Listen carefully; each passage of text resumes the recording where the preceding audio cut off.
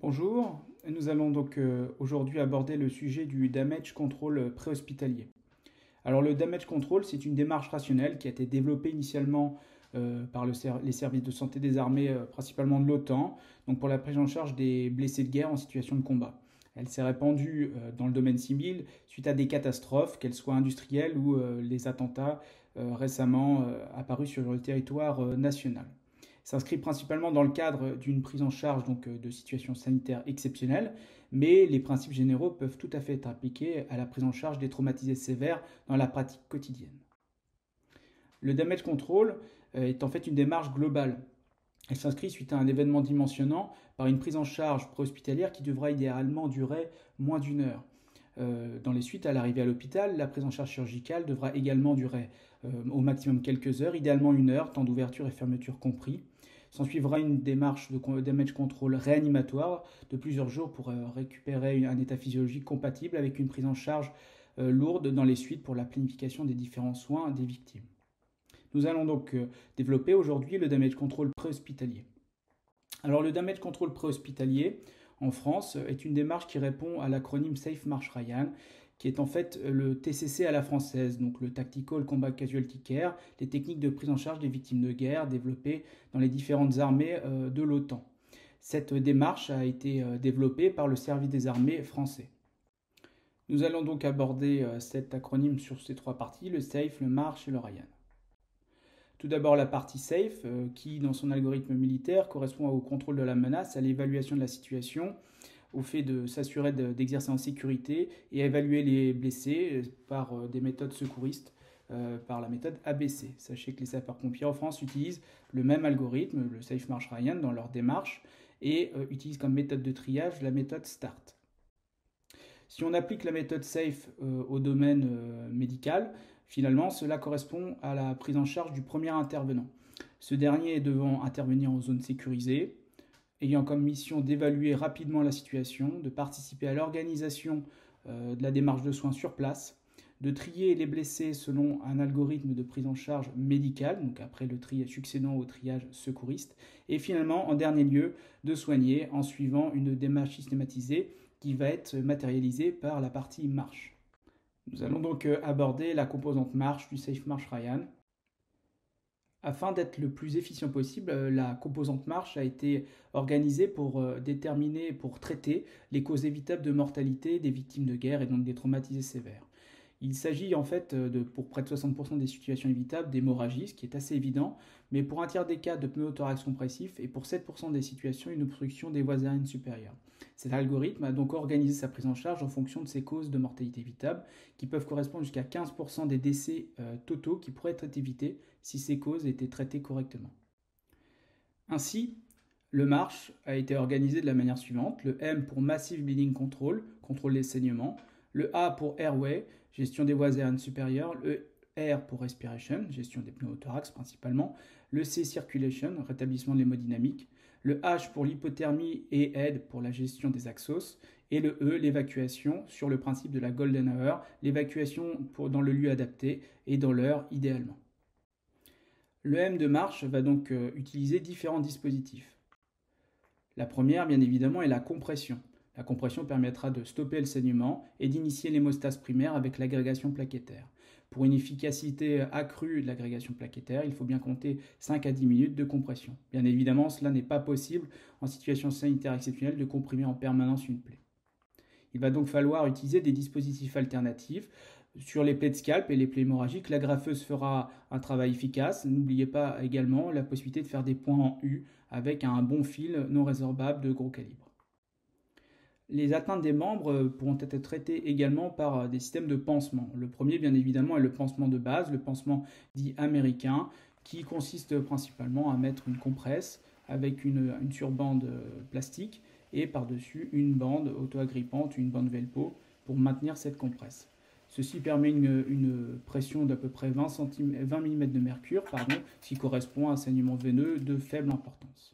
Ceci est bien évidemment insuffisant dans une grande majorité des lésions délabrantes des victimes de guerre et des victimes de situations sanitaires exceptionnelles.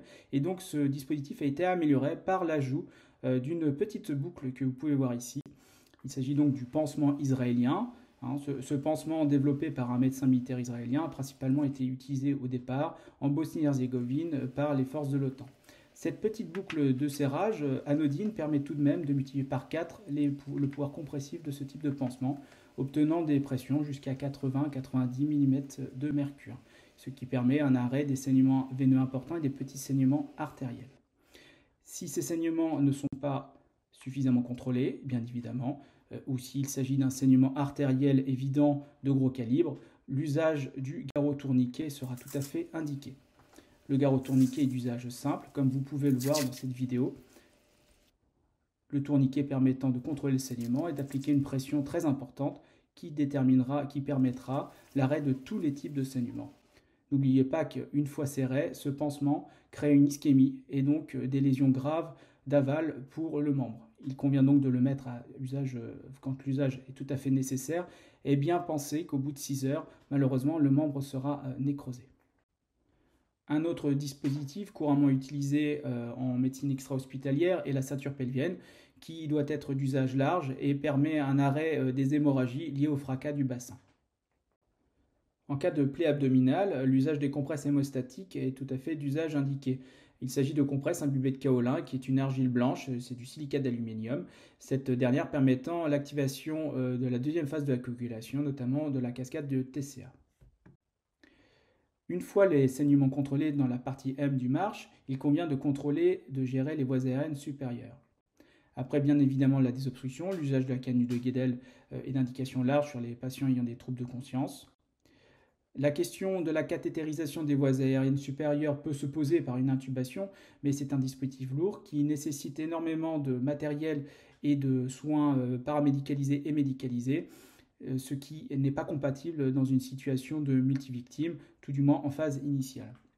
C'est pour cette raison que dans les algorithmes militaires, les sauveteurs au combat, les SC de type 2, donc qui sont en fait simplement des brancardiers secouristes avec une formation courte, sont habilités à pratiquer des cricothyroïdotomies d'urgence par technique SMS. Cette technique, vous l'apprendrez au cours de vos études et pourra un jour vous aider et surtout sauver vos patients dans certaines situations d'obstruction des voies aériennes supérieures. Une fois les voies aériennes supérieures contrôlées, il va falloir traiter un éventuel pneumothorax compressif. Le matériel le plus couramment utilisé consiste en une aiguille d'exsufflation. Ce matériel est à placer au deuxième espace intercostal de la ligne médioclaviculaire et permettra d'atteindre la plèvre qui se situera par voie antérieure entre 4 et 8 cm. Il peut arriver dans certaines situations qu'elle ne puisse pas être accessible par voie antérieure. Vous pouvez dans ce cadre utiliser la voie axillaire au sein du triangle de sécurité, donc grand pectoral en antérieur, grand dorsal en postérieur, ligne mamelonnaire inférieure, creux axillaire dans la partie supérieure. C'est également le site que vous utiliserez pour poser des drains thoraciques, mais également pratiquer la thoracostomie d'urgence qui pourra être indiquée en cas d'exsufflation en échec ou récidivante. Elle se pratique par une incision de 3 à 4 cm au bord supérieur de la côte inférieure d'un espace intercostal compris dans le triangle de sécurité. Et dans les suites de cette incision, la dissection soit à l'outil, soit au doigt, permettra d'atteindre la cavité pleurale qui se situe généralement entre 4 et 5 cm, donc moindre qu'en paroi antérieure. Il faudra par contre à la fin bien placer un pansement 3 côtés qui permettra à l'air de s'évacuer lors des temps expiratoires et empêchera l'air de rentrer lors des temps inspiratoires. Une fois la problématique du pneumothorax traitée, bien évidemment, on pourrait administrer de l'oxygène si vous en disposez. Sachez que malheureusement, la majorité des situations dimensionnantes, l'oxygène est une ressource extrêmement rare et vous n'en aurez probablement pas. Les saignements ayant été traités, les voies aériennes étant libres et sûres, le pneumothorax ayant été drainé, nous allons aborder le sujet de l'hémodynamique. Les paramètres vitaux ne pourront vraisemblablement pas être obtenus en cadre de situations sanitaires exceptionnelles car les appareils se retrouveront en quantité extrêmement limitée. Il conviendra donc de revenir à des éléments de base de sémiologie, une pression artérielle systolique supérieure à 80 mm de mercure permettant d'obtenir un pouls radial, une pression artérielle systolique supérieure à 60 mm de mercure, un pouls fémoral, et une pression artérielle systolique supérieure à 40 mm de mercure permettant d'obtenir un pouls carotidien. N'hésitez pas également à vous servir du pouls et de la fréquence cardiaque de votre patient. La question de la voie d'abord sera la question suivante. Quelle voie d'abord utiliser? La voie d'abord intra-osseuse sera d'usage large en cas d'échec de voie veineuse périphérique dans ce type de situation. Les solutés à utiliser chez ce type de malade sont du sérum physiologique dans le cadre des traumatisés crâniens, du ringélactate dans le cadre du choc hémorragique et donc d'indications très larges sur ce type de patient, mais retenez bien que le soluté idéal est bien évidemment du sang, ces patients perdant du sang. L'amine de choix chez les traumatisés sévères est bien évidemment la noradrénaline. Cependant, dans le cadre des événements dimensionnants, il est vraisemblable que ce dispositif ne pourra pas être administré aux patients, étant donné qu'il nécessite un pousseringue électrique, un scope et d'une surveillance paramédicale accrue. Un médicament qui ne devra pas être oublié chez ce type de malade est l'acide tranexamique, qui est un antifibrinolytique. Ce médicament agit sur la troisième phase de la coagulation et d'indication large chez les traumatisés sévères, et donc bien évidemment dans le cas des situations sanitaires exceptionnelles et du damage control. Le saignement étant été contrôlé, les voies aériennes étant libres et sûres, le pneumothorax drainé, l'hémodynamique étant rétablie, sachant qu'une hémodynamique rétablie étant considérée en l'absence de scope d'un pouls radial présent et d'un état de conscience normal, nous allons aborder la partie H du marche. Le H de marche correspond à deux éléments. Le premier est hypothermie. L'hypothermie fait partie de la triade létale. Elle grève profondément le pronostic de ses victimes en dessous de 36 degrés Celsius. Elle peut être simplement prévenue par l'utilisation d'une couverture de survie, la partie jaune vers l'extérieur pour maintenir au chaud la victime, la partie blanche ne servant, elle, que dans le cadre des hyperthermies. La deuxième composante du H étant aide, la gestion des axos, qui nécessitera une intubation, ce qui ne sera possible que lorsque le personnel et le matériel sera en quantité suffisante. Nous en arrivons au E de marche, qui correspond à évacuation, sur le principe de la Golden Hour, le patient devant être dans l'heure, à l'hôpital adapté et dans les meilleures conditions. Enfin, la partie Ryan ne sert que pour les méthodes d'attente, en attendant l'évacuation du patient. Elle consistera en la réévaluation du patient suivant l'algorithme marche, la gestion des lésions des yeux et des oreilles pour le pronostic fonctionnel, l'antalgie du patient qui n'arrivera qu'à ce moment-là de l'algorithme, et le nettoyage des plaies, ainsi que l'antibiothérapie si cela s'avère nécessaire. La démarche Safe March Ryan est donc une méthode à retenir pour la gestion des traumatisés sévères dans le cadre des événements dimensionnants type SSE. Le principe général du marche pouvant être appliqué pour tout traumatisé sévère en médecine préhospitalière. Nous vous remettons ici les QR codes pour les aides cognitives et les vidéos qui ont été utilisées pour cette présentation. Merci beaucoup.